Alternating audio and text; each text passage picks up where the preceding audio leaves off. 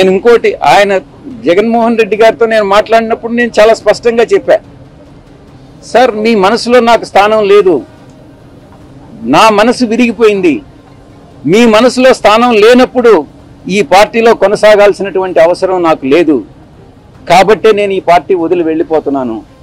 మీ చుట్టూ ఉండే వాళ్ళ చెప్పుడు మాటలు విని మీరు తప్పుదోవ పట్టొద్దు. మీకు ఎవరు నిజాలు చెప్తున్నారు, ఎవరు అబద్ధాలు చెప్తున్నారు అన్నటువంటిది మీరు పూర్తిగా అర్థం చేసుకోండి. అర్థం చేసుకొని మీరు నిర్ణయాలు తీసుకోండి. అప్పుడు మీరు ప్రజలకు ఉపయోగపడతారు. మీరు నాయకులు, అధినాయకులు, ముఖ్యమంత్రిగా 5 సంవత్సరాలు పనిచేసినటువంటి అనుభవం ఉంది. భవిష్యత్తులో కూడా మీరు ఇంకా ప్రజలకు సేవ చేయాలి.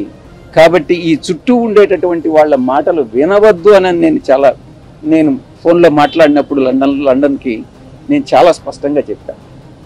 నా మనసు విరిగిపోయింది కాబట్టే నేను పార్టీ నుంచి బయట వచ్చాను. రాజకీయాలను